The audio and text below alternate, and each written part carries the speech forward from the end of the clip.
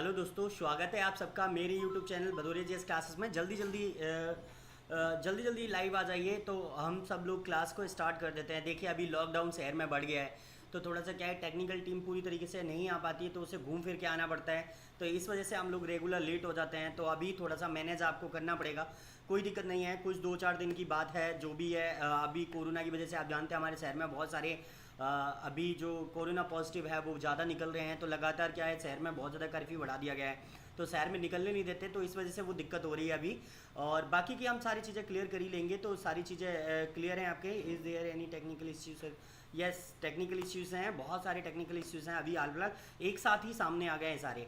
वैसे कभी नहीं होती, कोई प्रॉब्लम्स नहीं होती, लेकिन इस समय प्रॉब्लम्स ही प्रॉब्लम्स आ रही हैं। तो बाकी की सारी चीज़ें अपन क्लियर करेंगे, तो ये सारी चीज़ें तो क्लियर होती रहेंगी।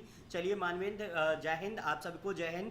चलिए राधे राधे आप सभी को, और जल्दी जल्दी क्लास को लाइक कर दीजिए, शेयर कर दीजिए। देखिए आप सब लोग लाइव आ जाते हैं लेकिन फिर भी क्लास को लाइक नहीं करते हैं, तो प्लीज़ पहले लाइक कर दीजिए। जल्दी जल्दी क्लास को स्टार्ट तभी करेंगे जब आप लाइक कर देंगे। तो जल्दी जल्दी पहले लाइक की स्पीड बढ़ाइए और उसके बाद फिर मैं क्वेश्चंस की स्पीड बढ़ा दूंगा।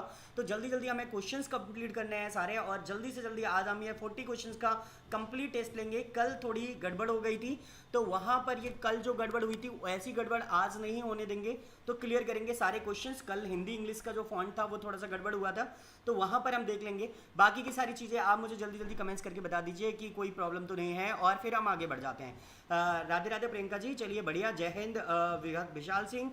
सूरज, आवाज़ कम आ रही है आपकी। जी सूरज, आज हो सकता है आवाज़ का प्रॉब्लम्स हो थोड़ा बहुत, लेकिन अभी आप मैनेज करिए थोड़ा थोड़ा, है ना। तो बाकी की कोई दिक्कत नहीं आने देंगे, बाकी का आप मुझे क्लियर करते रहेंगे, जो भी चीज़ें होंगी वो चीज़ें, ठीक है। चलिए तो फिर मैं आगे बढ़ लेता हूँ आप सबके लिए क्वेश्चन। सॉरी सर कल का टेस्ट नहीं ले पाया, कोई दिक्कत नहीं है संदीप। चलिए आप सबको कोई प्रॉब्लम नहीं आने देंगे। बाकी का जल्दी जल्दी मुझे कमेंट्स करके बता दीजिए, और आप मुझे ये बताइए कि अभी आपने चैनल को लाइक कर दिया है कि नहीं कर दिया है। तो जल्दी जल्दी लाइक करिए। देखिए मोस्टली अभी भी बहुत सारे लोग वॉच कर रहे हैं लेकिन लाइक नहीं है, तो प्रॉपर लाइक बढ़ाइए। उसके बाद क्लास स्टार्ट करता हूँ। तो देखिए पहला क्वेश्चन आपकी स्क्रीन पर मैं डाल रहा हूँ, आप लोग देखेंगे पहले क्वेश्चन को। तो देखिए पहला क्वेश्चन जो आपकी स्क्रीन पर है वो है, राष्ट्रीय हथकरघा दिवस कब मनाया जाता है। तो जल्दी जल्दी कमेंट्स करके बताएंगे मुझे, राष्ट्रीय हथकरघा दिवस कब मनाया जाता है। मंगरू प्रसाद, कल स्पेलिंग मिस्टेक्स थी। नहीं कल स्पेलिंग मिस्टेक्स नहीं थी, कल हिंदी मिस्टेक्स था बस केवल, है ना। इंग्लिश तो बिल्कुल सही था। तो जल्दी जल्दी बताइए। सूरज करे मेरा टेक्निकल ट्रेड है, कोई दिक्कत नहीं है सूरज, अपन सारी चीज़ें क्लियर करेंगे अभी हाल फिलहाल, लेकिन अभी आप समय के साथ बने रहिए। तो जल्दी जल्दी कमेंट्स करके बताइए, राष्ट्रीय हथकरघा दिवस कब मनाया जाता है। जल्दी जल्दी कमेंट्स करके बताइए, जल्दी जल्दी कमेंट्स करके बताएंगे राष्ट्रीय हथकरघा दिवस कब मनाया जाता है। देखिए अभी तक केवल मोना जैन बिल्कुल करेक्ट थी, बाकी के सभी लोगों ने ऑप्शन ए चुना है 4 अगस्त वाला। तो यहाँ पर मैं पॉइंटर ऑन करके आपका ऑप्शन बिल्कुल क्लियर करा देता हूँ। तो देखिए ऑप्शन बिल्कुल क्लियर जो होगा वो ऑप्शन बी होगा, 7 अगस्त। 7 अगस्त को हम राष्ट्रीय हथकरघा दिवस मनाते हैं, तो ऑप्शन बी बिल्कुल करेक्ट होगा यहाँ पर। तो आपको याद रखना है कि ऑप्शन बी बिल्कुल करेक्ट है, ठीक है। तो हम कब मनाते हैं, 7 अगस्त को मनाते हैं। Good afternoon Mahendra Pratap Singh ji, good afternoon. चलिए तो नेक्स्ट क्वेश्चन आपकी स्क्रीन पर डालता हूँ, जल्दी जल्दी कमेंट्स करके बताएंगे मुझे, गोवा के वर्तमान मुख्यमंत्री कौन है। तो जल्दी आपने क्वेश्चन सुन लिया होगा, गोवा के वर्तमान मुख्यमंत्री कौन है। ऑप्शन ए है लक्ष्मीकांत पार्सेकर, ऑप्शन बी है मनोहर पारिकर, ऑप्शन सी है प्रमोद सावंत, ऑप्शन डी है देवेंद्र फडणवीस। तो जल्दी जल्दी कमेंट्स करके बताएंगे मुझे, गोवा के वर्तमान सीएम कौन है। वेरी गुड लतीफ अब्बासी, बिल्कुल करेक्ट है। मोना जैन गलत हो गई हैं, बाकी के मैं क्लियर कर देता हूं आपको। जल्दी जल्दी कमेंट्स करके बताइए, फिर मैं सबके आंसर्स देख लूं, उसके बाद मैं क्लियर करता हूं इसको। जल्दी जल्दी कमेंट्स करिए जी, बढ़िया, बहुत बढ़िया तरीके से बढ़ रहे हैं सब लोग आगे। और दोस्तों अगर आपने अभी तक लाइक नहीं किया है तो चैनल को लाइक जरूर करते रहिए, ध्यान दीजिए इस चीज़ को, ठीक है। चलिए आगे बढ़ते हैं। वेरी गुड, चलिए मैं इसका क्वेश्चन क्लियर करा देता हूं आप लोगों को। तो देखिए इसका जो आंसर्स बनेगा वो आपके लिए क्या इंपॉर्टेंट बनेगा उसको देखिए। तो यहाँ पर जो आंसर्स होगा वो होगा प्रमोद सावंत। देखिए आपको याद होगा जो मनोहर पारिकर जो जी थे, इनका डेथ हो गया था कुछ समय पहले ही, और आपको पता होगा इनकी मृत्यु के बाद में जो नया सीएम चुना गया गोवा का वो प्रमोद सावंत हैं। तो आपको याद रखना है, कोई बात नहीं है। मुनीश कुशवाहा जी, सर मैं पहली बार क्लास ले रहा हूँ, अच्छी बात है। अगर आप पहली बार ज्वाइन हुए हैं तो प्लीज़ क्लास को लाइक शेयर और सब्सक्राइब कर लीजिए, और बेल आइकन को दबाना बिल्कुल मत भूलना, जिससे क्या होगा, चैनल की सारी लिंक्स आप तक आती रहेंगी समय समय पर, है ना। चलिए राहुल जगनेरी, जय हिंद डियर, और बहुत बढ़िया है। जॉब कैसी चल रही है आपकी, मुझे कमेंट्स करके बता दें। बाकी का मैं आपको आंसर्स बता ही चुका हूं। तो गोवा के वर्तमान मुख्यमंत्री कौन है, तो प्रमोद सावंत हैं। तो वेरी गुड, आप सबका बिल्कुल करेक्ट आंसर था, मोस्टली लोगों ने बिल्कुल करेक्ट आंसर दिया था। तो चलिए आगे बढ़ते हैं। नेक्स्ट क्वेश्चन आपकी स्क्रीन पर डाल रहा हूं मैं। भारत में सबसे लंबी उपनदी कौन सी है? तो जल्दी जल्दी मुझे कमेंट्स करके बताएंगे भारत में सबसे लंबी उपनदी कौन सी है। ब्यास है, गंगा है, रवि है, रावी, सॉरी वो रवि लिखा है, रावी कर लेना इसको, और यमुना। तो आप मुझे जल्दी जल्दी कमेंट्स करके बताएंगे कि कौन सी नदी है।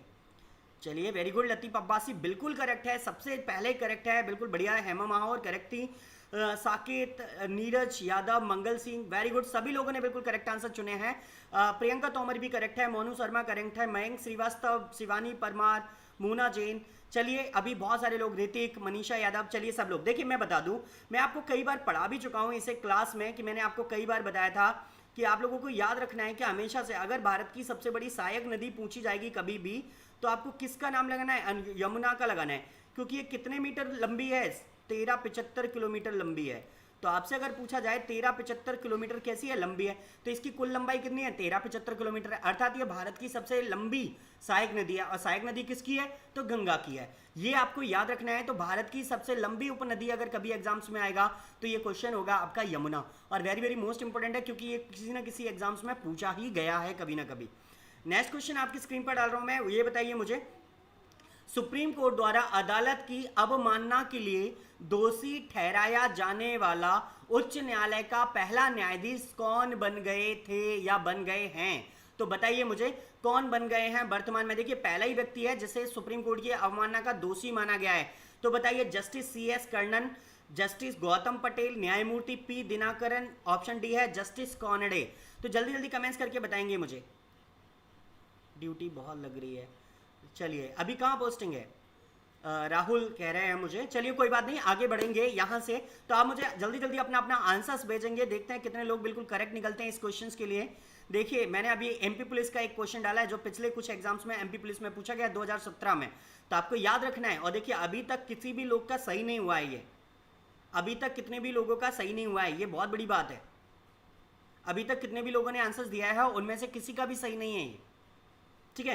तो प्लीज दोस्तों प्लीज लाइक करिए। देखिए आप इतने सारी लोगों की वॉचिंग हो गई है लेकिन फिर भी आपने लाइक नहीं किया है, तो जितनी जल्दी लाइक करेंगे उतना ज्यादा अच्छा रहेगा हमारी क्लास के लिए, आप लोगों के लिए भी। तो प्लीज जल्दी से जल्दी लाइक करिए। वेरी गुड, शिवपुरी नरवर में, चलिए बढ़िया, राजा नल की नगरी में हूँ। तो आगे बढ़ते हैं, तो जल्दी जल्दी आप प्लीज लाइक करिए, उसके बाद ही इस क्वेश्चन का मैं आंसर्स बताता हूँ आपको। चलिए वेरी गुड, मोस्टली कुछ लोग आप करेक्ट हो गए हैं। सिल्की ठाकुर, प्रशांत शर्मा, महेंद्र प्रताप सिंह, राहुल जगनेरी, प्रियंका तोमर और गजराज तोमर, शिवानी परमार, मोस्टली इतने लोगों ने बिल्कुल करेक्ट आंसर दिया है। लतीफ अब्बासी भी करेक्ट हो गए हैं। तो देखिए मैं पॉइंटर ऑन करके इसका आंसर बता देता हूं आपको। जस्टिस CS कर्णन, देखिए ये ऑप्शन पहला है जो आपको याद रखना है क्योंकि वेरी वेरी मोस्ट इंपॉर्टेंट है। इससे पहले किसी भी जस्टिस को, किसी भी न्यायाधीश को न्यायालय की अवमानना का दोषी नहीं पाया गया है, लेकिन पहली बार किसे दोषी पाया गया? जस्टिस CS कर्णन को, ठीक है। तो ये आपके लिए इंपॉर्टेंट बनेगा। और दोस्तों प्लीज लाइक करिए, उसी के बाद नेक्स्ट क्वेश्चन देंगे। तब तक आप मुझे बताइए आपको अभी कोई प्रॉब्लम तो नहीं आ रही है? क्वेश्चन बिल्कुल क्लियर समझ में आ रहे हैं, दिखाई दे रहे हैं स्क्रीन पर आप सबको? जल्दी जल्दी कमेंट्स करके बता दीजिए। तब तक आप सभी लोग लाइक करेंगे, जो भी लोग लाइव हैं तो लाइक करिए जल्दी जल्दी। आज क्वेश्चन हार्ड्स हैं मंगरू, कुछ समय के लिए तो कुछ क्वेश्चंस को देना पड़ेगा ना। आप हमेशा सिंपल क्वेश्चन ही देते रहोगे तो कब तक काम चलेगा? तो थोड़ा सा तो लेवल बढ़ाना पड़ेगा ना क्वेश्चंस का। तो आज मैंने थोड़े से क्वेश्चन ऐसे ही डाले हैं जिनको आपको सोचना पड़ेगा, ठीक है। तो ध्यान रखना है ये चीजें। तो जल्दी जल्दी मुझे कमेंट्स करके आप लोग बता देंगे कि इसको क्लियर करिए, ठीक है। तो बताइए, चलिए बढ़िया बढ़िया। तो आप सभी लोग लाइक भी कर दीजिए दोस्तों। तो जितनी जल्दी लाइक करेंगे उतनी जल्दी आपको क्लासेस मिलती रहेंगी। मैं थोड़ी सी आपकी क्लास को आगे बढ़ाता रहूंगा और बीच बीच में कोई डिस्टर्बेंस नहीं होगी। तो चलिए आगे बढ़ते हैं। नेक्स्ट क्वेश्चन आपकी स्क्रीन पर देखिए, मध्य प्रदेश का राजकीय पशु कौन सा है? बहुत सिंपल सा क्वेश्चन डाल दिया है, तो बताइए जल्दी जल्दी। इसका तो आंसर आप सबको रटा ही होगा, तो जल्दी जल्दी कमेंट्स करिए। मध्य प्रदेश का राजकीय पशु कौन सा है? ओके मोना, चलिए बताइए मध्य प्रदेश का राजकीय पशु कौन सा है? सांभर, भारतीय गौर, बारहसिंगा, काकड़। जल्दी जल्दी कमेंट्स करके बताएंगे मुझे।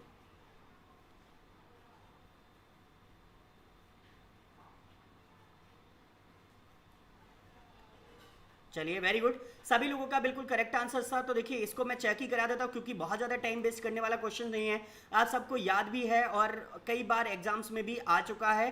तो लगातार आप रटते ही हो कि मध्य प्रदेश का जो राजकीय पशु है वो बारहसिंगा है। तो देखिए चलिए मैं एक क्वेश्चन और यहाँ पर अपनी तरफ से एक पूछ लेता हूँ। मध्य प्रदेश का राजकीय पशु बारहसिंगा मध्य प्रदेश के किस राष्ट्रीय उद्यान में पाया जाता है? तो जल्दी जल्दी कमेंट्स करके बताएंगे मुझे आप एक क्वेश्चन का आंसर जो मैं आपसे पूछ रहा हूँ कि मध्य प्रदेश का राजकीय पशु बारहसिंगा मध्य प्रदेश के किस राष्ट्रीय उद्यान में पाया जाता है। देखते हैं कितने लोगों के करेक्ट आंसर्स आते हैं, जल्दी जल्दी कमेंट्स करके बताएंगे मुझे। देखते हैं कितने लोगों के बिल्कुल करेक्ट आंसर्स आते हैं आप लोगों के।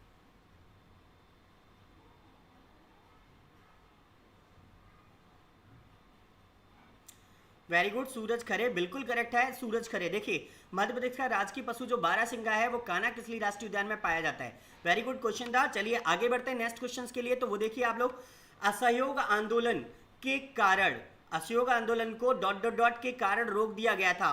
तो बताइए किसके कारण रोक दिया गया था? गांधी इरविन समझौता के कारण, जलियांवाला बाग त्रासदी के कारण, पूना संधि के कारण, चोरी चोरा घटना के कारण। तो बताइए किसके कारण ये आंदोलन रोका गया था, असहयोग आंदोलन?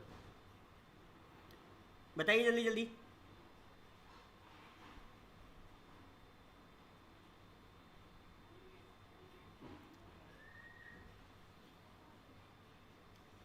वेरी गुड, सभी लोग बिल्कुल करेक्ट है। प्रियंका, मंगल सिंह, राहुल, पिंकी, राहुल जगनेरी, देवेंद्र, ऋतिक, मयंक, जसपाल, जयपाल, जयदीप, राजेंद्र, सिल्की, मोना, विशाल, मनीष, राजेंद्र, सभी लोगों ने करेक्ट आंसर्स दिए हैं। तो चलिए मैं यहाँ पे करेक्ट कर देता हूँ। तो यहाँ पर जो आंसर्स होगा वो ऑप्शन होगा चोरी चोरा की घटना। देखिए चोरी चोरा की घटना जो हुई थी वो लखनऊ में हुई थी, तो इसका जो आंसर्स बनेगा वो ऑप्शन डी बनेगा, बिल्कुल करेक्ट आपके लिए। ऑप्शन डी बिल्कुल करेक्ट है। और ये घटना जो हुई थी 1922 में हुई थी, 1922 में, ठीक है।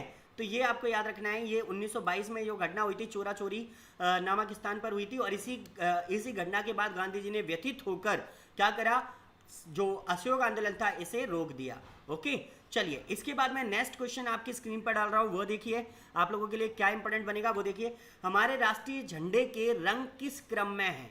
आपको क्रम बताना है, राष्ट्रीय झंडे का रंग का क्रम बताना है। तो बताइए, भारतीय हरा, सफेद और भारतीय केसर। भारतीय केसर, भारतीय हरा और सफेद। भारतीय केसर, सफेद और भारतीय हरा। सफेद, भारतीय हरा और भारतीय केसर। अब बताइए आपका कौन सा आंसर बिल्कुल करेक्ट होगा, जल्दी जल्दी कमेंट्स करके बताइए मुझे।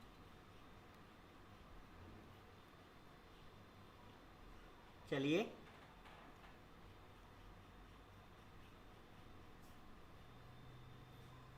चलिए वेरी गुड। देखिए सभी लोगों ने बिल्कुल करेक्ट आंसर ही चुना है। और मेरी समझ से ये क्वेश्चन तो ऐसा है जो आप बचपन से देखते आ रहे हैं, झंडा बंदन हम करते रह रहे हैं, तो हमेशा देखा है कि केसरिया रंग जो होता है वो ऊपर होता है, व्हाइट जो होता है बीच में होता है, और सबसे नीचे जो होता है हरा रंग, है ना। तो ऐसे करके हमारा झंडा होता है, आपको याद भी होगा अच्छी तरीके से। तो ध्यान रखना है आपको, केसरिया, सफ़ेद और हरा, ऐसे करके हमारा जो क्रम है वो है। तो ऑप्शन सी बिल्कुल करेक्ट होगा यहाँ पर। तो आपको याद रखना है ऑप्शन सी, ठीक है। तो यहाँ पर ऑप्शन सी बिल्कुल करेक्ट आंसर होगा। चलिए वेरी गुड, आप सभी का बिल्कुल करेक्ट आंसर है। तो नेक्स्ट क्वेश्चन आपकी स्क्रीन पर, भारत का पहला पैरा एथलीट कौन है जिसे खेल रत्न से सम्मानित किया जाएगा? तो आपको कमेंट्स करके बताना है, भारत का पहला पैरा एथलीट कौन है जिसे खेल रत्न से सम्मानित किया जाएगा। जल्दी जल्दी कमेंट्स करके बताइए। मीरप्पन, थांगवेलू, दीपा मलिक, अमित कुमार सरोहा, देवेंद्र झाझरिया। देखिए इन्हें सम्मानित कर दिया गया है, लेकिन आप मुझे जल्दी जल्दी कमेंट्स करके बताएंगे कि आपके हिसाब से कौन सा बिल्कुल करेक्ट होगा। पहला पैरा एथलीट जिसे भारत रत्न से सम्मानित किया जाएगा या किया गया था, जो भी है।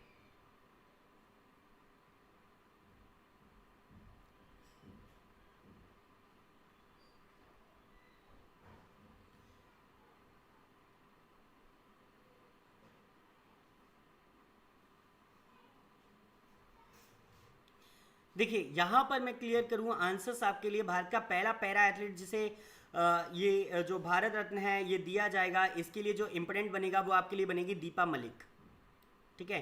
तो यहाँ पर जो आंसर्स बनेगा वो बनेगा दीपा मलिक, आपका करेक्ट होगा। ऑप्शन बी बिल्कुल करेक्ट है, दीपा मलिक। देखिए यहाँ पर क्या है, पैरा एथलीट पूछा गया था और आपको भारत रत्न से सम्मानित किया जाएगा। तो दीपा मलिक भारत की पहली ऐसी जिम्नास्ट हैं जो ओलंपिक में कुछ सेकंड से चूक गई थी, तो इसी के कारण इन्हें ये अवार्ड दिया जाएगा। तो मोस्टली आपको याद रखना है कि मोस्टली पैरा एथलीट कौन है जिन्हें खेल से सम्मानित किया जाएगा। देखिए यहाँ पर देवेंद्र झाझरिया को भी मिला है, तो आपको दोनों ही चीज़ें याद रखनी है कि देवेंद्र झाझरिया भी यहाँ पर एक ऑप्शन हैं जो बिल्कुल करेक्ट होंगे। भाला फेंक में ये विकलांग है और पैरा एथलीट्स में भी शामिल है, तो मोस्टली ऐसे करके भी आपके लिए बिल्कुल करेक्ट हो जाएगा। तो पर लेकिन यहाँ पर आंसर जो है बिल्कुल करेक्ट है, वो दीपा मलिक है। ठीक है, चलिए आगे बढ़ते हैं नेक्स्ट क्वेश्चन के लिए। वो देखना है आपको, भारत के 45वें मुख्य न्यायाधीश के रूप में जीतने के लिए किसकी सिफारिश जस्टिस JS खेयर द्वारा की गई थी? तो भारत के 45वें मुख्य न्यायाधीश के रूप में, या आप डायरेक्ट क्वेश्चन बता सकते हैं 45वें मुख्य न्यायाधीश कौन है, तो जल्दी जल्दी कमेंट्स करेंगे। भारत के 45वें मुख्य न्यायाधीश के रूप में जीतने के लिए किसकी सिफारिश जस्टिस JS खेयर द्वारा की गई थी? तो कमेंट्स करके बताएंगे दोस्तों, जस्टिस दीपक मिश्रा की, जस्टिस रंजन गोगोई की, जस्टिस DY चंद्रचूड़ की, जस्टिस UU ललित की। तो जल्दी जल्दी कमेंट्स करके बताएंगे कि आपके हिसाब से कौन सा आंसर बिल्कुल करेक्ट होगा। तो 45वें चीफ जस्टिस कौन थे?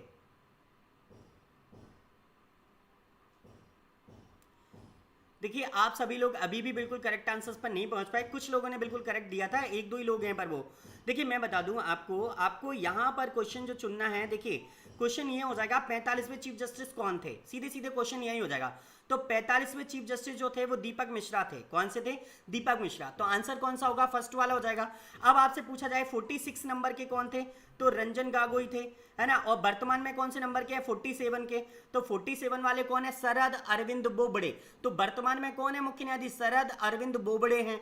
तो आपको याद रखना है। तो आपसे पूछा गया था 45वां नंबर, तो 45वां नंबर किसका होगा? दीपक मिश्रा का। ठीक है, तो ऐसे करके आपको ये आंसर क्लियर करना था। चलिए सबका क्लियर हुआ कि नहीं हुआ, जल्दी जल्दी कमेंट्स करके बता दीजिए, तो फिर आगे बढ़ जाता हूं। तो जल्दी जल्दी कमेंट्स करिए, बताइए मुझे। ओके ठीक है, ठीक है, चलिए आगे बढ़ते हैं। टाटा सन्स के अध्यक्ष कौन है वर्तमान में? जल्दी जल्दी कमेंट्स करके बताएंगे टाटा सन्स के अध्यक्ष कौन है। विशाल सिक्का, रतन टाटा, साइरस मिस्त्री, एन चंद्रशेखरन। तो जल्दी जल्दी कमेंट्स करके बताएंगे कि इस समय टाटा सन्स के चेयरमैन कौन है, अध्यक्ष कौन है, जल्दी जल्दी बताइए।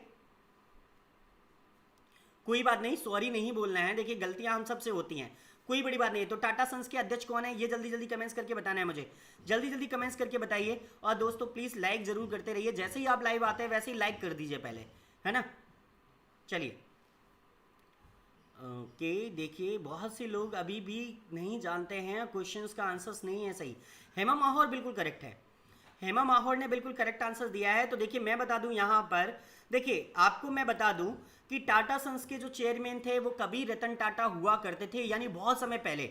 इनके बाद साइरस P मिस्त्री आ गए, साइरस पलोनाजी मिस्त्री, है ना, कई बार एग्जाम्स में पूछे गए, और इनको अचानक नाटकीय तरीके से हटा दिया गया और कार्यवाहक जो अध्यक्ष थे वो रतन टाटा ही संभाल रहे थे। लेकिन हाल ही में टाटा सन्स ने एक नए चेयरमैन की नियुक्ति की है और उनका नाम है एन चंद्रशेखरन।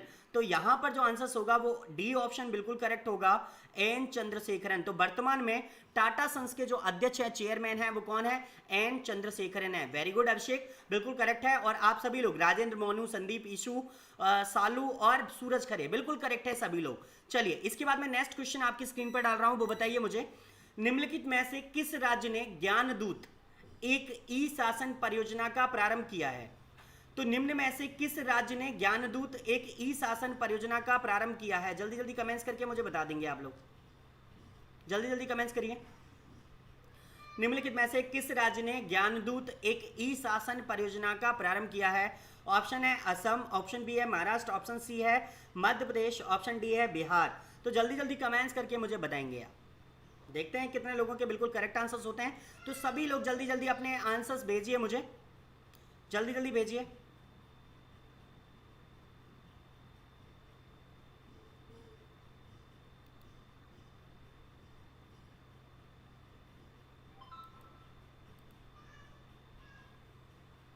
चलिए जल्दी जल्दी कमेंट्स करिए। देखिए इसका आंसर आप सभी लोगों ने बिल्कुल करेक्ट आंसर दिया था, तो मैं यहाँ पे पॉइंटर ऑन कर लेता हूँ और आपका क्लियर करा देता हूँ।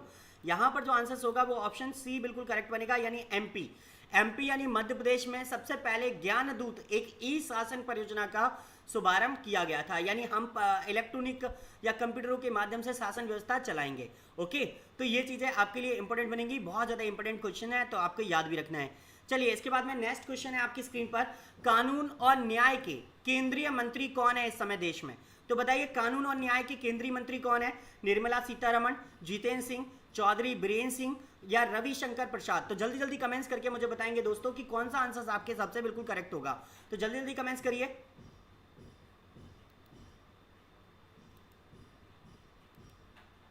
जल्दी से जल्दी मुझे कमेंट्स करके बताएंगे आप सब लोग। वेरी गुड, सभी लोग अभी तक करेक्ट है। मोस्टली लतीफ अब्बासी, मयंक श्रीवास्तव, जयदीप सिकरबार, देवेंद्र सिकरबार, पिंकी रजक, जितेंद्र, लतीफ, प्रशांत। ओके वेरी गुड, सभी लोग बिल्कुल करेक्ट है, सभी लोग बिल्कुल करेक्ट है। चलिए रविशंकर प्रसाद, अभिषेक तोमर भी करेक्ट ही है। तो चलिए सभी लोगों को मैं करेक्ट कर दूं। तो इसका जो आंसर होगा ऑप्शन डी बिल्कुल करेक्ट होगा। तो चलिए नेक्स्ट क्वेश्चन की ओर बढ़ते हैं। नेक्स्ट क्वेश्चन है आपकी स्क्रीन पर, कोलकाता में ईडन गार्डन एक स्टेडियम है, अब वहां पर क्या खेला जाता है, क्या नहीं होता है, जो आपको मुझे बताना है। तो बताइए, option A golf, option B polo, option C cricket, option D hockey. तो बताइए वो किससे संबंधित है। देखिए ऋतिक कितना बेहतरीन बोलता है, सबसे पहले वो क्रिकेट का इतना शौकीन है कि सबसे पहले आंसर दिया उसने।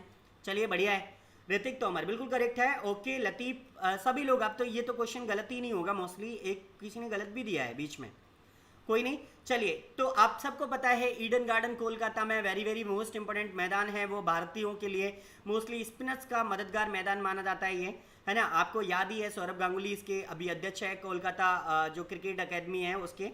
तो यहाँ पर ये संबंधित किससे है, तो आपको याद रखना है कि मोस्टली क्रिकेट से। तो ईडन गार्डन जो पार्क है या मैदान है जो किससे रिलेटेड है, वो क्रिकेट से संबंधित है। तो आपको याद रखना है कि ये किससे संबंधित है, क्रिकेट से। क्लियर, तो यहाँ पर ऑप्शन सी बिल्कुल करेक्ट होगा आपके लिए। ओके चलिए, इसके बाद में नेक्स्ट क्वेश्चन आपकी स्क्रीन पर डाल रहा हूँ, वो देखिए, राजवाड़ा महल कहाँ स्थित है, या रजवाड़ा महल कहाँ स्थित है, जल्दी जल्दी बताइए। ग्वालियर, उज्जैन, रतलाम, इंदौर। तो देखिए नाम से ही इसका आंसर हो जाएगा जी, अभिषेक, भारत का सबसे पुराना स्टेडियम था। तो कमेंट्स करके बताएंगे आप लोग मुझे, रजवाड़ा महल कहाँ स्थित है, जल्दी जल्दी कमेंट्स करिए।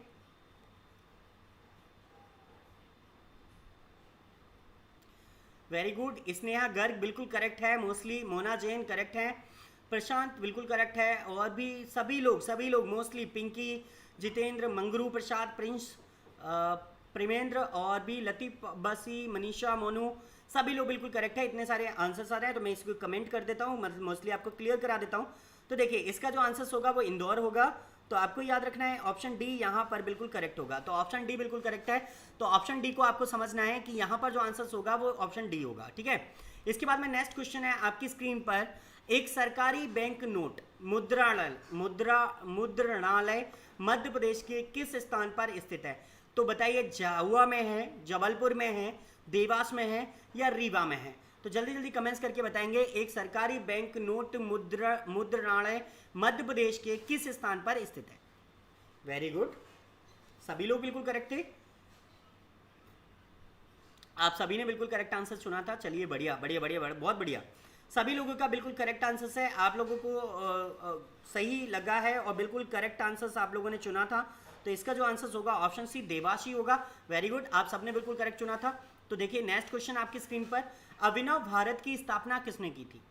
याद रखना है, very very most important question है ये भी, अभिनव भारत की स्थापना किसने की थी।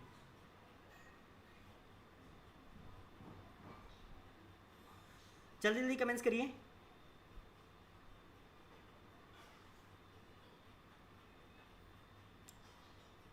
जल्दी जल्दी कमेंट्स करिए।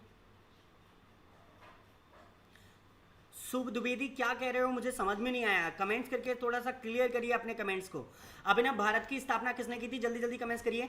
ऑप्शन ए है तारक नाथ बोस, ऑप्शन बी है रास बिहारी बोस, ऑप्शन सी है चंद्रशेखर आजाद, ऑप्शन डी है बी डी सावरकर। तो जल्दी जल्दी मुझे कमेंट्स करके बताएंगे कि इसका आंसर आपके हिसाब से कौन सा होगा। अभिनव भारत की स्थापना किसने की थी। चलिए, मैं कुछ लोगों के मिले जुले आंसर्स थे, कुछ लोगों ने बिल्कुल करेक्ट दिए थे। तो देखिए मैं यहाँ पे क्लियर करूँ तो Abhishek Tomar, mostly Indian army, my lover, और भी जिन लोगों ने डी ऑप्शन चुने हैं वो सभी लोग बिल्कुल करेक्ट है। मैं यहाँ पे क्लियर करा देता हूँ आप लोगों के लिए। तो देखिए एक मिनट, थोड़ा सा वेट करिए, पॉइंटर ऑन करता हूँ। चलिए, इसके बाद में जो आंसर होगा वो होगा बी डी सावरकर, ठीक है। तो ऑप्शन डी बिल्कुल करेक्ट होगा। यहाँ पर मेरा पॉइंटर काम नहीं कर रहा है ढंग से। चलिए, तो यहाँ पर जो आंसर होगा वो कौन सा होगा, ऑप्शन डी बिल्कुल करेक्ट बनेगा आपके लिए, ठीक है। चलिए, इसके बाद मैं नेक्स्ट क्वेश्चन आपकी स्क्रीन पर डाल देता हूँ मैं, ऑप्शन डी बिल्कुल करेक्ट है। और देखिए नेक्स्ट क्वेश्चन, अभी कुछ नहीं कह सकते, और अभी की जितनी भी खबरें आ रही हैं वो सब फेक होंगी। और जब भी अगर नॉइस बोर्ड अगर मान के चलो चलता भी है, कुछ भी होता है, तो वो पता पड़ेगा बाद में, लेकिन अभी कुछ नहीं कह सकते क्योंकि सारी खबरें अभी हमें सब फेक दे रहे हैं। एक दूसरे को जो भी थोड़ा बहुत पता पड़ता है वही उसको अफवाह बना देता है। तो आप अफवाहों पर ध्यान ना दें, अपना काम करते रहें, अभी तैयारी करते रहें। चलिए, इस क्वेश्चन का आंसर आप सबने पहले ही दे दिया, मैंने क्वेश्चन भी नहीं बोल पाया। तो अर्थशास्त्र के लेखक कौन थे? ऑप्शन ए है कालिदास, बाबूती, कौटिल्य, उपरोक्त में से कोई नहीं। तो जल्दी जल्दी कमेंट्स करके मुझे बताएंगे कि आपके हिसाब से कौन सा आंसर बिल्कुल करेक्ट बनेगा। और देखिए, सभी ने बिल्कुल करेक्ट ही आंसर दिया है, क्योंकि ये क्वेश्चन वो क्वेश्चन है जो हर किसी एग्जाम में कभी ना कभी टकराता ही रहता है, तो लड़कों को भी ये रटा हुआ होता है। ठीक है, तो देखिए मैं यहाँ पे क्लियर कर दूँ, इस स्क्रीन को मुझे दिखाई नहीं दे रही। इसका जो आंसर होगा वो होगा कौटिल्य। क्या होगा? कौटिल्य। तो इसका जो आंसर बनेगा ऑप्शन सी बनेगा, कौटिल्य। तो ये आपको याद रखना है, ये बिल्कुल करेक्ट होगा, है ना। कौटिल्य को अगर हम बात करें तो विष्णु शर्मा के नाम से जानते हैं, और अगर हम इनकी बात करें तो इन्हें हम चाणक्य के नाम से भी जानते थे। तो कोई भी नाम आपसे आ सकता है। ओके, वेरी गुड, सभी ने दी है। तो इसके बाद में नेक्स्ट क्वेश्चन आपकी स्क्रीन पर डाल रहा हूं, वो देखिए। ऑप्टिक नर्व तथा दृष्टिपटल रेटिना के जंक्शन पर जहां संवेदी कोशिकाएं नहीं होती हैं, दृष्टि संभव नहीं होती है, यह जंक्शन क्या कहलाता है? ये आपको बताना है। तो ऑप्शन ए शंकु यानी कॉन्स, अंधबिंदु यानी ब्लाइंड स्पॉट, ऑप्शन सी सलाका यानी रॉड्स, ऑप्शन डी कॉर्निया। तो आपको जल्दी जल्दी कमेंट्स करके बताना है मुझे। नहीं, अभी कोई मान्य नहीं है, मान्य होगा तो मैं क्लियर कर दूंगा, ठीक है। तो अभी नहीं है, जल्दी जल्दी कमेंट्स करिए। चलिए, वेरी गुड, बिल्कुल करेक्ट आंसर है लतीफ अब्बासी का, और नेहा का, राहुल जगनेरी का, मंगल सिंह का, देवेंद्र सिकरबार का, स्नेहा गर्ग का, प्रियंका तोमर का, अमर सिंह मित्तल का, Latif, Manisha Yadav, I love my Indian army का, विष्णु बघेल का, प्रशांत का, चलिए जयदीप का, जितेंद्र का, सबने करेक्ट आंसर दिए। तो मैं चेक करा देता हूँ आपका आंसर। तो देखिए, इसका आंसर होगा ब्लाइंड स्पॉट। ब्लाइंड स्पॉट हम कहते हैं अंध बिंदु को। तो यहाँ पर जो ऑप्शन बिल्कुल करेक्ट होगा वो आपका ऑप्शन बी बिल्कुल करेक्ट होगा, ठीक है। तो कौन सा आंसर करेक्ट होगा? ऑप्शन बी बिल्कुल करेक्ट होगा। तो ये आपको समझना था। चलिए, नेक्स्ट क्वेश्चन आपकी स्क्रीन पर, उपकला ऊतक की। देखिए, उपकला ऊतक किसे कहते हैं? एपिथीलियम ऊतक, एपिथीलियम टिश्यू। उपकला ऊतक की कोशिकाओं में अंतर कोशिकीय स्थान नहीं होता, क्योंकि वे क्या होते हैं ये आपको बताना है। वे छिलने की ओर प्रवृत्त होते हैं, वे जल की हानि की रोकथाम करते हैं, उनका कार्य सुरक्षात्मक होता है, उनका कार्य उत्सर्जी होता है। तो बताइए, एपिथेलियम ऊतक का कार्य क्या होता है? इसलिए इनके अंतर कोशिकीय जो स्थान होते हैं वो नहीं पाए जाते। तो जल्दी जल्दी कमेंट्स करके बताइए दोस्तों। प्लीज लाइक भी करते रहिए। आप इतने सारे लोग लाइव देख रहे हैं लेकिन अभी तक आपने लाइक नहीं किया है, तो प्लीज लाइक करिए चैनल को, और दोस्तों को शेयर करना बिल्कुल मत भूलिए। तो जल्दी जल्दी कमेंट्स करके आप मुझे बताएंगे कि आपके हिसाब से कौन सा आंसर बिल्कुल करेक्ट होगा। Very good, very good, very good. Salu Batham बिल्कुल करेक्ट है, मंगल सिंह करेक्ट है, विष्णु बघेल करेक्ट है, और जितेंद्र कुशवाहा करेक्ट है। ऊपर से देवेंद्र सिंह सिकरवार ने भी बिल्कुल करेक्ट आंसर दिया था। तो देखिए, मैं बता दूं, एपिथेलियम जो ऊतक होते हैं ये हमेशा सुरक्षा करते हैं हमारी बॉडी की, ठीक है। तो एपिथेलियम जो ऊतक है वो क्या करते हैं? इनका कार्य होता है सुरक्षाएं बना रखना या सुरक्षा करना, है ना, शरीर की क्या करना? सुरक्षा करना। चलिए आगे बढ़ते हैं नेक्स्ट क्वेश्चन के लिए। पादप कोशिका भित्ति निम्न में से किसकी बनी होती है? तो जल्दी जल्दी कमेंट्स करके बताइए। पादप प्लांट की कोशिका भित्ति जो होती है किसकी बनी होती है? सेल्यूलोज की, प्रोटीन की, काइटिन की, केराटिन की। जल्दी जल्दी कमेंट्स करके बताएंगे आप लोग। देखिए, बहुत सिंपल क्वेश्चन है, आप सबको पता ही है, तो जल्दी जल्दी कमेंट्स करके बता दीजिए। पादप कोशिका की कोशिका भित्ति निम्न में से बनी होती है, किसकी बनी होती है? जल्दी जल्दी कमेंट्स करिए। चलिए, एवरीबॉडी बिल्कुल करेक्ट है, सभी लोगों ने बिल्कुल करेक्ट आंसर दिया था। तो यहाँ पर आंसर है सेल्यूलोज, बिल्कुल करेक्ट होगा। पौधों की जो कोशिका भित्ति होती है वो सेल्यूलोज की बनी होती है। तो पौधों की कोशिका भित्ति किसकी बनी होती है? सेल्यूलोज की। तो यहाँ पर जो आंसर बनेगा वो आपके लिए क्या बनेगा? सेल्यूलोज बनेगा, ठीक है। तो वो आपके लिए क्या बनेगा? Option cellulose. तो बिल्कुल करेक्ट होगा ऑप्शन ए। चलिए, इसके बाद में नेक्स्ट क्वेश्चन आपकी स्क्रीन पर डाल रहा हूँ, वो देखिए। कोशिका का अजीवित भाग निम्न में से कौन सा है? कोशिका का अजीवित भाग निम्न में से कौन सा है? ऑप्शन ए नाभिक, ऑप्शन बी कोशिका भित्ति, ऑप्शन सी जीव द्रव्य, ऑप्शन डी जीव द्रव्य कला। तो जल्दी जल्दी मुझे कमेंट्स करके बताएंगे कि कोशिका का अजीवित भाग निम्न में से कौन सा होता है? नाभिक, कोशिका भित्ति, जीव द्रव्य कला। जल्दी जल्दी कमेंट्स करके मुझे बताएंगे आप लोग।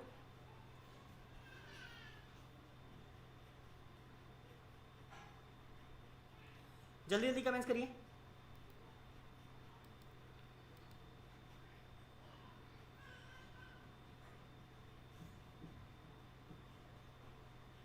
देखिए, मैं आपको बताऊं, जो कोशिका का अजीवित भाग जो होता है वो क्या होता है? वो कोशिका भित्ति होती है। क्या होती है? कोशिका भित्ति। इसे हम सेल वॉल कहते हैं, इसे हम क्या कहते हैं, सेल वॉल। ये हमेशा कोशिका का कैसा भाग होता है, अजीवित भाग होता है। बहुत से लोगों ने गलत आंसर दिया है इसका, इसीलिए मुझे ये सॉल्व कराना पड़ा आपको कि कोशिका का जो अजीवित भाग है वो क्या होगा, सेल वॉल होगा। तो आपका जो आंसर्स बनेगा वो ऑप्शन बी बिल्कुल करेक्ट होगा। तो ध्यान रखिए इस चीज़ को, ये very very most important question है, कई बार पेपर में पूछा गया, मोस्टली एमपी पुलिस जैसे पेपर में भी पूछा गया ये क्वेश्चन, है ना। आप लोग देख सकते हैं किसी ना किसी पेपर में आपको मिल जाएगा ये। इसके बाद मैं नेक्स्ट क्वेश्चन आपकी स्क्रीन पर डाल रहा हूँ। क्वेश्चन सुनना है आपको, समझना है, उसके बाद आंसर देना है। पहले समझ लेंगे तो बड़ी जल्दी आंसर आ जाएगा।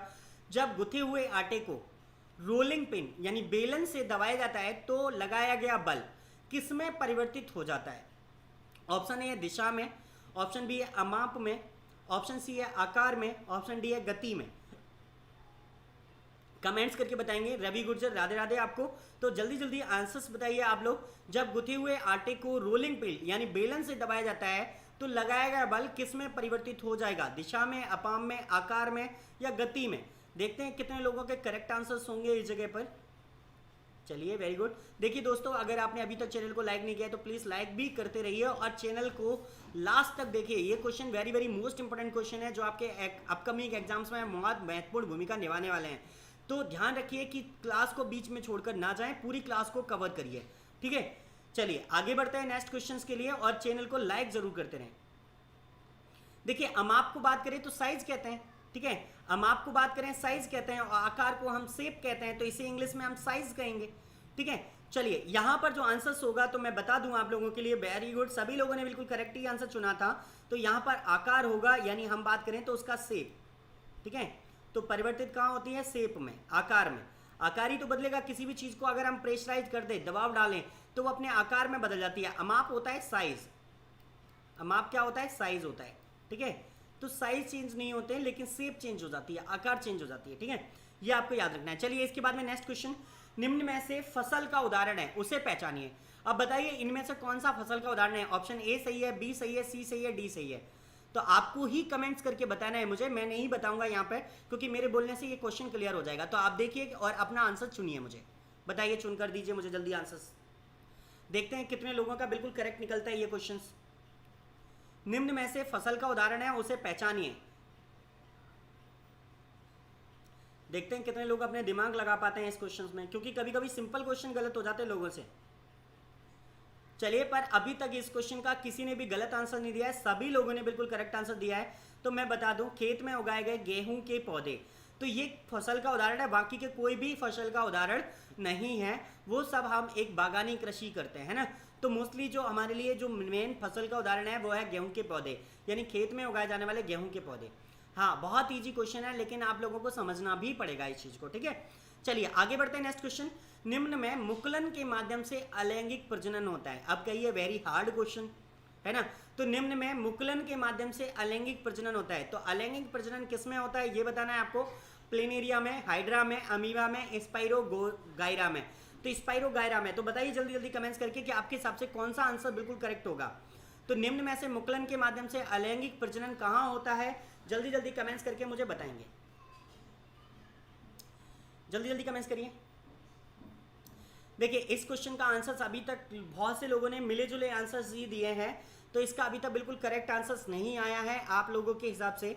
सभी लोग मिले जुले, मयंक, देवेंद्र सिकरबार और भी कई लोग जिन्होंने बी ऑप्शन चुना था, जयदीप सिकरबार। तो सिकरबारों का तो बोलबाला चल रहा है अभी टेस्ट में। तो यहाँ पर अगर मैं बात करूँ तो यहाँ पर जो बिल्कुल करेक्ट आंसर्स है वो है हाइड्रा। देखिए आपको याद रखना है, हाइड्रा जो होता है इस टाइप से होती है, इस टाइप से इसकी शेप्स होती है, कुछ इस टाइप से बना होता है। तो ये ऊपर से ये निकला रहता है, तो ये बडिंग ईस्ट करता है। यानी अगर हम बात करें बडिंग क्या होता है? मुकुलन होता है। और ये क्या करता है? अलैंगिक प्रजनन करता है। अलैंगिक मतलब अगर हम बात करें तो ये क्या करता है? खुद ही अपने स्त्री पुरुष के जिसमें अंग होते हैं तो वो खुद ही अपना एक नया जीव पैदा कर लेता है, ठीक है। तो कौन है? हाइड्रा। बिल्कुल करेक्ट आंसर हो गए यहीं पर। हाँ सही तो है। चलिए ऋतिक सही है, कोई दिक्कत नहीं है। आगे नेक्स्ट क्वेश्चन आपके लिए बात कर रहा हूँ। तो देखिए नेक्स्ट क्वेश्चन है, गर्म जल प्राप्त करने के लिए सोलर वाटर हीटर का प्रयोग ... नहीं किया जा सकता है। तो कब नहीं किया जा सकता है ये आपको बताना है। गर्म दिन में, धूप वाले दिन में, पवन वाले दिन में या बदली वाले दिन में। तो जल्दी जल्दी बताइए आपके हिसाब से कौन सा आंसर करेक्ट होगा। तो जल्दी जल्दी कमेंट्स करिए दोस्तों, देखते हैं कितने लोग बिल्कुल करेक्ट आंसर दे पाते हैं इस चीज का। देखिए आज का क्वेश्चन थोड़ा सा थोड़ा सा हो सकता है आप लोगों को हार्ड लग रहा हो, लेकिन अब यही चीज़ें जब हार्ड टेस्ट पेपर डालते हैं तो लोग कनेक्ट कम रह जाते हैं, इसीलिए मैं सिंपल टेस्ट डाल रहा था। तो सभी लोग लास्ट तक देख रहे थे, बड़े आराम से मजा आता था, 70-70 लोग, है ना। और जैसे ही हार्ड होता है तो धीरे धीरे गायब होने लग जाता है कि हमें नहीं आ रहा, छोड़ देते हैं। चलिए, इसका बिल्कुल करेक्ट आंसर दिया है। बदली वाले दिनों में देखिए, आपको पता ही है सोलर जो प्लांट होते हैं, जितने भी सोलर पावर प्लांट हैं, मैं अभी एक वीडियो बनाने वाला हूँ सोलर पावर प्लांट पर। जो पहले डाला था वो बिल्कुल क्लियर नहीं हुआ था, दूसरे सर ने पढ़ा दिया था, लेकिन मैं इसको बिल्कुल क्लियर कर दूंगा आप लोगों को अभी कुछ समय में। तो आपको पता होगा कि सोलर पावर प्लांट केवल धूप में ही चल सकते हैं, गर्म दिनों में चल सकते हैं, पवन वाले दिनों में भी चल सकते हैं, हवा चले उससे कोई फर्क नहीं पड़ता, धूप निकलनी चाहिए। लेकिन बादल होगा तो ये नहीं चलेगा, तो ये आपको क्लियर करना है यहाँ पर। कोई बात नहीं राहुल, आप जा सकते हो, देखो ड्यूटी वाला समय है आपका, तो आप जा सकते हो, कोई दिक्कत नहीं है ना। बाद में इसे देख लेना, क्लियर कर लेना बाद में, है ना। चलिए कोई बात नहीं, चलिए आगे बढ़ते हैं। इसके बाद नेक्स्ट क्वेश्चन आपकी स्क्रीन पर है, भारत का सबसे महत्वपूर्ण तेल बीज मूंगफली एक है, कैसा पौधा है? तो जल्दी से बताइए, तेल बीज वाला पौधा मूंगफली क्या है? खरपतवार पौधा है, अनाज फसल है, फलीदार पौधा है, रोपड़ फसल है? तो जल्दी जल्दी बताइए कि कौन सा क्लियर होगा। जी मोना, बिल्कुल करेक्ट है। चलिए आगे बढ़ते हैं। तो भारत का सबसे महत्वपूर्ण तेल बीज मूंगफली जो पौधा है वो कैसा होगा? जल्दी जल्दी कमेंट्स करिए। चलिए very good, Hema Mahaur, mostly Mangal Singh ने स्टार्ट किया था और बिल्कुल करेक्ट आंसर आते ही गए हैं सबके, लतीफ को छोड़कर सबका करेक्ट है, लतीफ को छोड़कर सबने करेक्ट आंसर दिया है। ऑप्शन सी बिल्कुल करेक्ट है, फलीदार पौधा है। देखिए जिसमें फलियां होती हैं, जड़ों में कई सारी एक साथ फलियां सी निकलती हैं, तो आपको पता ही है फली वाला पौधा है। तो ये कैसा पौधा होगा? मूंगफली, फलीदार पौधा है। तो हमेशा से एग्जाम्स में कहीं ना कई बार आता जाता रहता है मूंगफली से रिलेटेड क्वेश्चन, तो आप इसको याद रखिए। इसके बाद में नेक्स्ट क्वेश्चन आपकी स्क्रीन पर है, जब किसी परिनलिका से होकर विद्युत धारा प्रवाहित होती है तो यह किस रूप में कार्य करता है? तो बताइए, जब किसी परिनलिका से होकर विद्युत धारा प्रवाहित होती है तो यह किस रूप में कार्य करता है? ऑप्शन ए विद्युत घंटी, ऑप्शन बी छड़ चुंबक, ऑप्शन सी प्रतिरोधक, ऑप्शन डी इंसुलेटर। तो जल्दी जल्दी मुझे कमेंट्स करके बताएंगे कि आपके हिसाब से कौन सा आंसर करेक्ट होगा।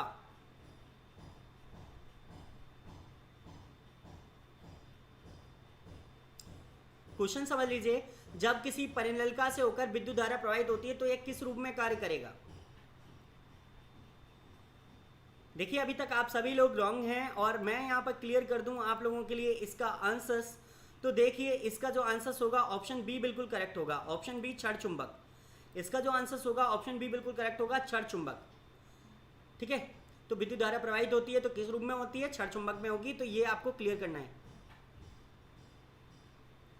कल टेस्ट अच्छा था यानी सिंपल था। नीलेश क्या कह रहे हो, मुझे क्लियर करिए थोड़ा सा।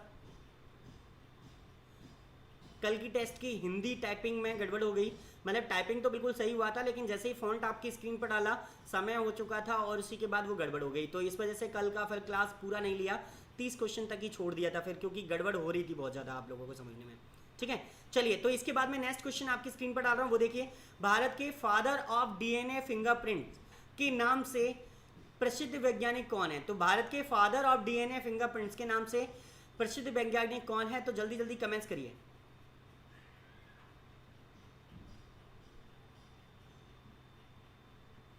हाँ मीडियम ही था, मैंने बहुत ज़्यादा हार्ड नहीं बनाया था। भारत के फादर ऑफ डीएनए फिंगरप्रिंट्स के नाम से किससे जाना जाता है? जल्दी जल्दी कमेंट्स करके बताइए मुझे। यहाँ पर अभी तक सभी गलत है, केवल हेमा माहौर को छोड़कर।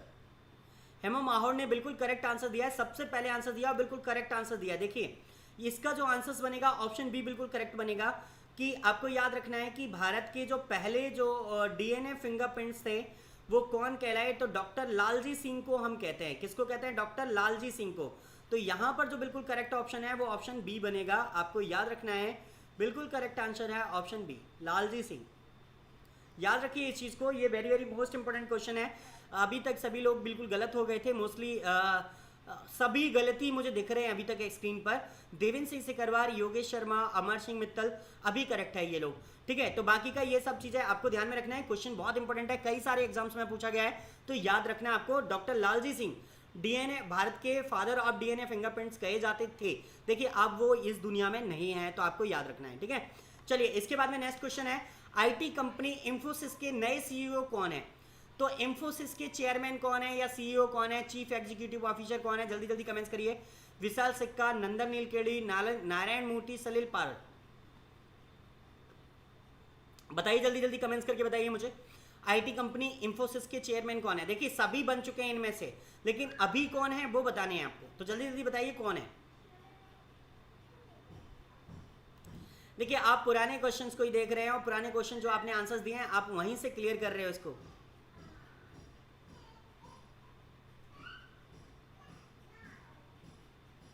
कृष्ण शर्मा, जय श्री राम फूफा, राम राम जी, पर मैं पहचाना नहीं कृष्णा, है ना। बाकी का सब कुछ चीज़ें तो सही है। चलिए आगे बढ़ते हैं इसको, और चलिए आगे बढ़ते हैं। इसका जो आंसर्स होगा वो हम क्लियर कर देता हूँ मैं आपको।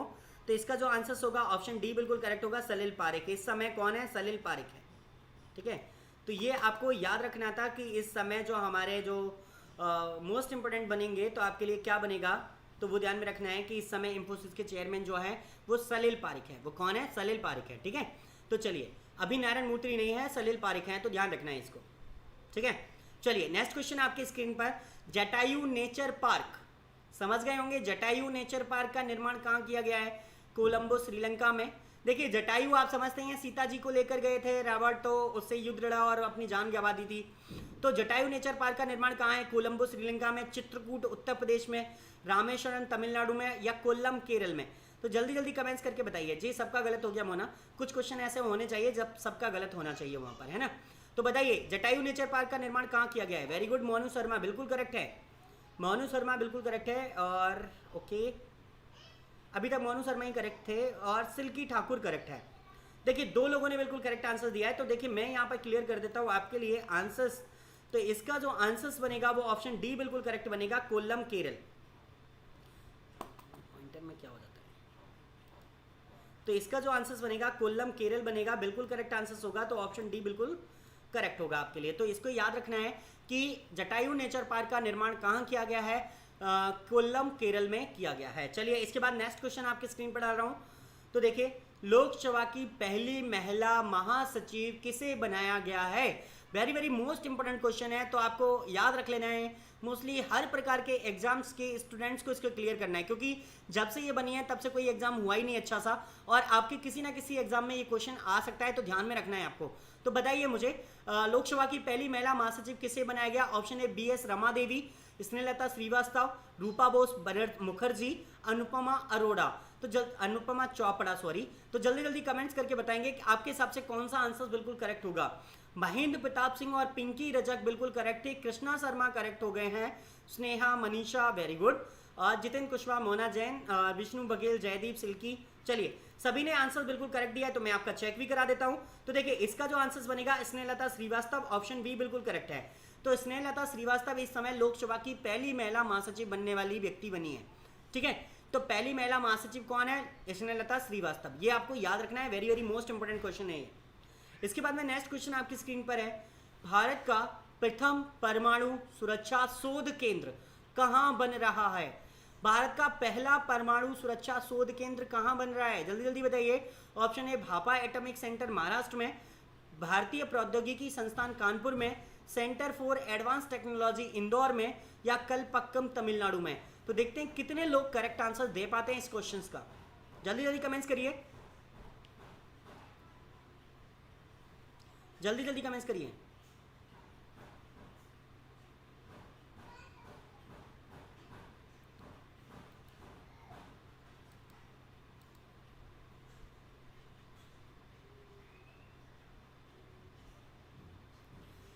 देखिए मैं इसका करेक्ट कर देता हूं आपको आंसर्स। ऑप्शन ए बिल्कुल करेक्ट है, आपको याद भी रखना है। ऑप्शन ए बिल्कुल करेक्ट है, ठीक है। ऑप्शन ए यहाँ पर बिल्कुल करेक्ट होगा। तो यहाँ पर ऑप्शन ए बिल्कुल करेक्ट है, आप सबको समझना है इस चीज़ को, ठीक है। चलिए इसके बाद में नेक्स्ट क्वेश्चन आपकी स्क्रीन पर डाल रहा हूँ, वो देखिए आप लोग। भारतीय संविधान के अंतर्गत कितने प्रकार के आपातकाल हैं? तो बताइए भारतीय संविधान में हम कितने प्रकार के आपातकाल लगा पाते हैं? 2, 3, 4, कोई निश्चित नहीं। जल्दी जल्दी कमेंट्स करके बताएंगे आप लोग, जल्दी जल्दी कमेंट्स करिए। भारतीय संविधान के अंतर्गत कितने प्रकार के आपातकाल लगाए गए हैं? 2, 3, 4, 5, या इनमें से कोई नहीं? जल्दी है, जल्दी जल्दी बताइए।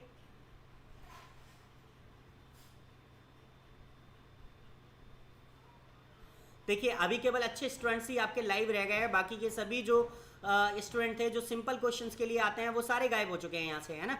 तो आप लोग देख रहे होंगे कि सिंपल क्वेश्चन का पैटर्न से फायदा मुझे मिलना है और टफ क्वेश्चन से कोई फर्क नहीं पड़ रहा, जरा सा टफ करने पर ही लड़के भाग जाते हैं, वही क्वेश्चन के आंसर देना चाहते हैं वो जो बिल्कुल सिंपल होते हैं, है ना।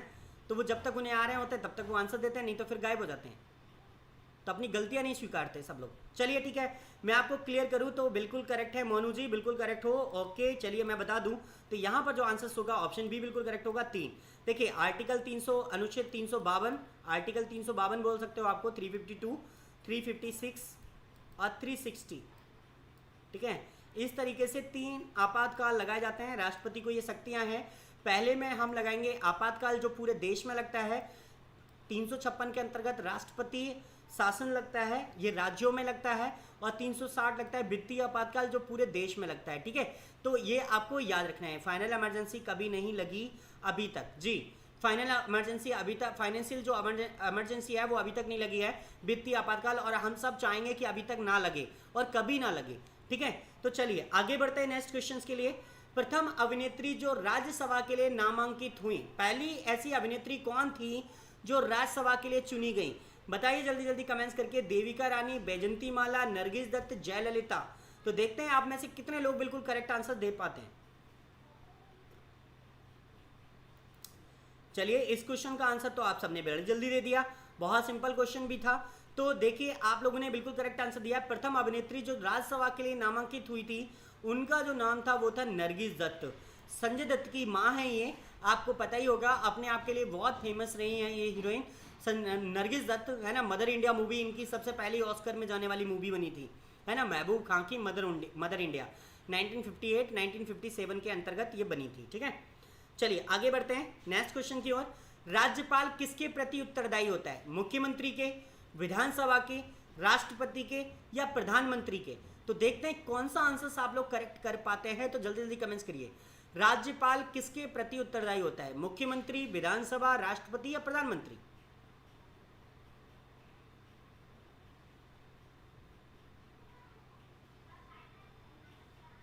जी पिछली बार गलत हुआ था।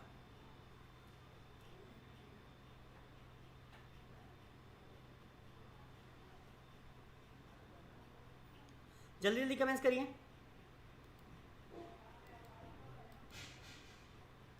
राज्यपाल किसके प्रति उत्तरदायी होता है, क्वेश्चन बिल्कुल करेक्ट है, आप सबने बिल्कुल करेक्ट आंसर चुना है, राष्ट्रपति के। देखिए राज्यपाल की नियुक्ति कौन करता है, राष्ट्रपति करता है। तो राज्यपाल जो होता है वो राज्य में राष्ट्रपति के प्रसाद पर्यंत पद धारण करता है, तो राष्ट्रपति के अंडर पद धारण करता है, इसीलिए हम इसे क्या कहते हैं कि ये किसके प्रति उत्तरदायी होगा, राष्ट्रपति के प्रति उत्तरदायी होगा। तो बिल्कुल करेक्ट आंसर होगा ऑप्शन सी। ओके तो आपको क्लियर करना है इसको, सूरज याद रखिए इस चीज को, है ना। चलिए नेक्स्ट क्वेश्चन आपकी स्क्रीन पर डाल रहा हूं। तो उच्च न्यायालय के न्यायमूर्ति की सेवानिवृत्ति की आयु क्या है, तो उच्च न्यायालय का न्यायाधीश कितने वर्ष की आयु पर सेवानिवृत्ति हो जाती है, तो बताइए जल्दी जल्दी कमेंट्स करके।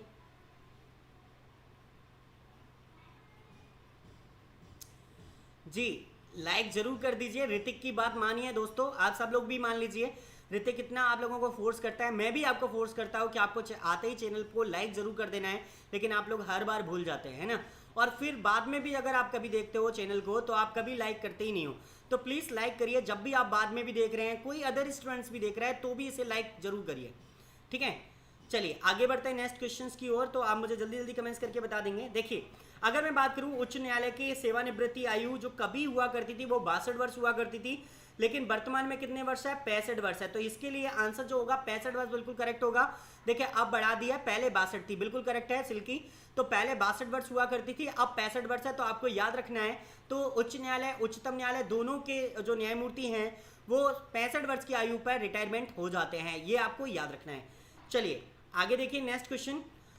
देशों के बीच व्यापार के विवादों के समाधान करने वाली संस्था कौन सी है, तो जिन देशों के बीच व्यापार का विवाद होता है उनके बीच वो समाधान निकालती है, ऐसी कौन सी संस्था है जो दोनों के बीच बैलेंस बनवाती है। तो UN, United Nation, WTO World Trade Organisation, UNCTAD और WEF। तो जल्दी जल्दी कमेंट्स करके बताएंगे आपके हिसाब से कौन सा आंसर बिल्कुल करेक्ट होगा। तो प्रिंस कुमार, वेरी गुड, सबसे पहले आंसर आया प्रिंस का और करेक्ट आंसर भी आया है। चलिए सभी लोगों का बिल्कुल करेक्ट आंसर आया था, तो चलिए मैं यहाँ पे कमेंट्स कर दूं और आपको बता देता हूँ कि इसका जो आंसर बनेगा वो बनेगा WTO। बिल्कुल करेक्ट आंसर है WTO, वर्ल्ड ट्रेड ऑर्गेनाइजेशन के नाम से इसे हम जानते हैं। और दोस्तों प्लीज लाइक कर दीजिए चैनल को। नेक्स्ट क्वेश्चन अगर आप चाहते हैं आपकी स्क्रीन पर जल्दी आए तो आप प्लीज लाइक करिए, जल्दी जल्दी लाइक करिए चैनल को, ठीक है। तो जितनी जल्दी लाइक करेंगे उतनी जल्दी अच्छा होगा। तो बताइए WTO इसका बिल्कुल करेक्ट आंसर होगा, तो लाइक करिए और जिससे आपको नेक्स्ट क्वेश्चन जल्दी से जल्दी मिल जाए आपकी स्क्रीन पर। जल्दी जल्दी बताइए। देखिए इसके बाद मैं नेक्स्ट क्वेश्चन जो आपकी स्क्रीन पर डाल रहा हूं वो देखिए। चलिए नेक्स्ट क्वेश्चन जो आपकी स्क्रीन पर आ रहा है उसे देखिए। सीमांत उपयोगिता का सिद्धांत किसने दिया था?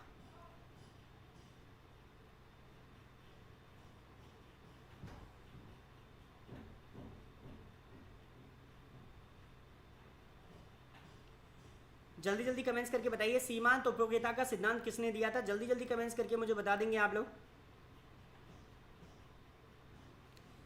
सर WHO होता है, नहीं WTO होता है, वर्ल्ड ट्रेड ऑर्गेनाइजेशन। WHO तो वर्ल्ड हेल्थ ऑर्गेनाइजेशन है, जो कोरोना के पेशेंट वगैरह जो हेल्थ का सिस्टम देखता है। और T से हो जाता है ट्रेड ऑर्गेनाइजेशन, तो वर्ल्ड ट्रेड ऑर्गेनाइजेशन हो जाएगा वो, है ना। 1955 में स्टैब्लिश्ड हुआ था, बिल्कुल करेक्ट है। चलिए नेक्स्ट क्वेश्चन मैंने आपकी स्क्रीन पर दिया है, आपको मुझे क्लियर करना है सीमांत उपयोगिता का सिद्धांत किसने दिया था? जल्दी जल्दी कमेंट्स करिए।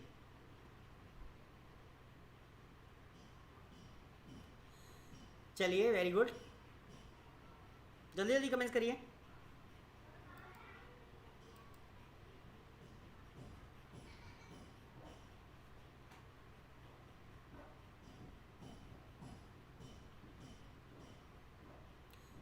चलिए सभी लोग अपने आंसर दे दिए और प्लीज दोस्तों लाइक जरूर करिए।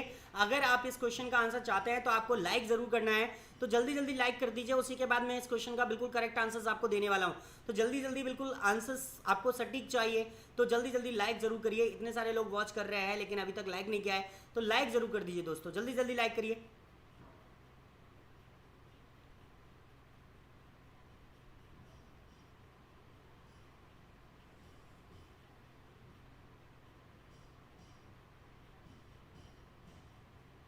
हाँ, दो और क्वेश्चन रह गए हैं, बस लास्ट क्वेश्चन रह गए हैं, उसके बाद आपका ये क्लियर हो जाएगा। तो जल्दी जल्दी कमेंट्स करके मुझे बता दीजिए, जल्दी जल्दी। चलिए मैं इसको बिल्कुल क्लियर कर देता हूँ। सीमांत उपयोगिता का सिद्धांत जो था इकोनॉमिक्स से दिया गया था, और इसका जो सिद्धांत देने वाले थे वो एडम स्मिथ थे, ठीक है। तो आपको तो याद रखना है कि मोस्टली इसका जो करेक्ट आंसर होगा वो ऑप्शन डी बनेगा, एडम स्मिथ, सीमांत उपयोगिता के सिद्धांत के लिए, ठीक है। चलिए इसके बाद में नेक्स्ट क्वेश्चन आपकी स्क्रीन पर डालते हैं। एक मिनट, गिर गया वो। तो इसके बाद में नेक्स्ट क्वेश्चन जो आपकी स्क्रीन पर डाल रहा हूँ वो देखिए। FDI से क्या तात्पर्य होगा? तो FDI से क्या तात्पर्य है, तो जल्दी जल्दी कमेंट्स करके बताएंगे मुझे। FDI से क्या तात्पर्य है? Foreign direct index, foreign development index, foreign exchange index और फॉरेन डायरेक्ट इन्वेस्टमेंट। तो जल्दी जल्दी कमेंट्स करके बताएंगे आपके हिसाब से कौन सा आंसर बिल्कुल करेक्ट होगा।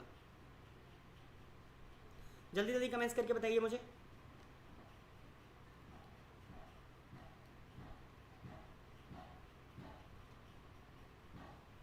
जल्दी जल्दी कमेंट्स करिए।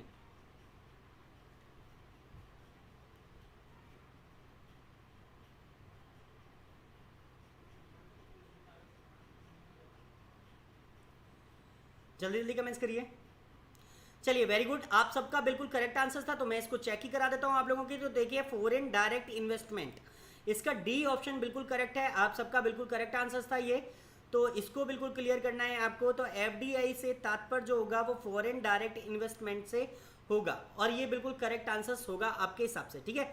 चलिए देखिए आज का बिल्कुल लास्ट क्वेश्चन आपकी स्क्रीन पर डाल रहा हूँ, बहुत सिंपल क्वेश्चन होने वाला है ये, सभी लोग बड़ी जल्दी आंसर दे देंगे। तो देखिए दोस्तों, आपको जाते जाते इस क्लास को शेयर जरूर करना है। दोस्तों अगर आप कुछ अच्छा चाहते हैं, रेगुलर अगर इसी टाइप से क्लास चाहते हैं कि थोड़ी सी हार्ड क्लास भी आपके सामने आती रहे, तो आप लोग ध्यान रखिए कि आपको इस क्लास को शेयर जरूर करना है, दोस्तों तक भेजना है, और ज़्यादा से ज़्यादा दोस्तों को अपने साथ लेकर आना है टेस्ट देने के लिए।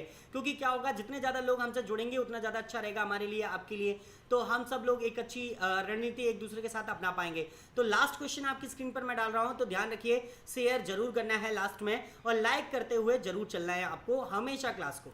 नेक्स्ट क्वेश्चन, लास्ट क्वेश्चन, वायु में नाइट्रोजन का परसेंटेज कितना होता है? तो जल्दी जल्दी कमेंट्स करके बताइए कि वायु में नाइट्रोजन का परसेंटेज कितना होता है। तो जल्दी जल्दी कमेंट्स करके मुझे बता देंगे आप लोग, जल्दी जल्दी कमेंट्स करके मुझे बता दीजिए आप सब लोग।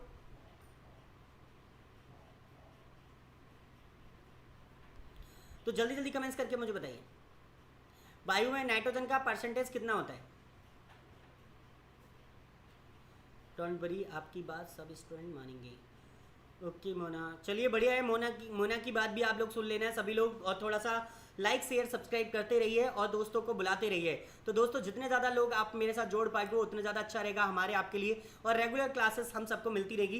देखिए इस क्वेश्चन का आंसर मैं ना भी दूं तो भी आप लोगों ने बिल्कुल करेक्ट आंसर दिया है, सबने बिल्कुल करेक्ट आंसर चुना है। 78% होते हैं वायु में नाइट्रोजन का परसेंटेज।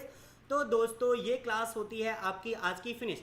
अगर आप लोग मेरे व्हाट्सएप ग्रुप से जुड़ना चाहते हैं तो मेरे व्हाट्सएप ग्रुप पर आप 9669545193 पर आप क्या कर सकते हैं, आप मुझे मैसेज छोड़ सकते हैं और आप मेरे ग्रुप से जोड़ हो जाइए, जिससे आपको समय समय पर नई वीडियोस की लिंक वगैरह मिलती रहेंगी। और आपको चैनल को सब्सक्राइब कर लेना है। अगर आप चैनल को सब्सक्राइब करते हैं तो बेल आइकन दबाना बिल्कुल मत भूलिए, जिससे आपको चैनल की नई लिंक्स आप तक मिलती रहेंगी।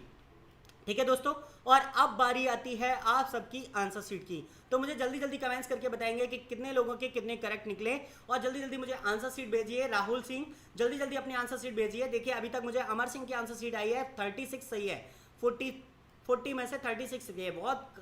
बहुत अच्छा स्कोर है अमर सिंह तुम्हारा इस क्वेश्चन में।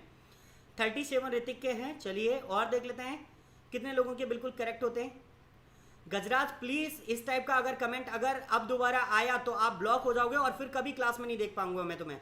तो ध्यान रखिए, अगर आपने इस टाइप के कमेंट्स कभी भी करे, किसी के ऊपर भी कमेंट्स करे, तो आप लोगों का ये आखिरी क्लास होगा, ध्यान रखना बिल्कुल भी। ये कमेंट्स नहीं चाहिए मुझे एक दूसरे के ऊपर, आप लोग जो पूछ रहे हैं। चलिए नेक्स्ट क्वेश्चन जल्दी जल्दी मुझे कमेंट्स करके बताएंगे आप लोग। अपने अपने कमेंट्स बता दीजिए, और एक दूसरे पर कमेंट्स बिल्कुल भी नहीं करेंगे, किसी की भी पर्सनल डेट्स आप नहीं पूछेंगे और ना ही कुछ भी। जी पिंकी, बायो क्लास अभी मेरे घर पर कुछ काम चल रहा है। मैं अगर बात करूं तो छत के लिए जो शटरिंग होती है ना वो लग रही है, तो सुबह जब मिस्त्री आ जाते हैं तो उसके बाद बहुत ज़्यादा शोर होता है, तो वो आप लोग नहीं क्लियर कर पाएंगे। इस समय तक वो लोग घर चले जाते हैं, तो सुबह जल्दी आ जाते हैं 4-5 बजे तक, तो वो जल्दी जल्दी काम निपटा के चले जाते हैं, तो इससे क्लियर हो जाएगा ये। ठीक है, तो बाकी की सारी चीज़ें मैं जैसे ही ये सारी परेशानियां दूर होती हैं तो उसके बाद मैं आपको सारी चीज़ें टाइम से आपका क्लियर कर दिया करूंगा ये सारी चीज़ें। चलिए वेरी गुड। आप सभी में से अगर मैं बात करूं तो इस समय टेस्ट को टॉप करने वाले बने हैं ऋतिक और सालू, दोनों के 37 मार्क्स हैं। तो आप लोग इन लोगों को आप शुक्रिया अदा कर सकते हो। जयदीप सिकरवार, लतीफ और अमर सिंह मित्तल बिल्कुल करेक्ट आंसर थे इन लोगों के, और मोस्टली इनका जो क्वेश्चन का जो पैटर्न था वो 36 है। तो आप सबके लिए मेरी तरफ से तालियां। रेगुलर इसी तरीके से आप अपने टेस्ट को देते रहिए और अपनी नॉलेज को बढ़ाते रहिए। तो दोस्तों आज के लिए जय हिंद, राधे राधे, जय भारत आप सबके लिए। तो दोस्तों आप सभी लोग इसी तरीके से क्लास को शेयर करते हुए और लाइक करते हुए सब्सक्राइब करते हुए बनाते रहिए, क्लास को आगे बढ़ाते रहिए। तो जय हिंद आप सभी को। क्लास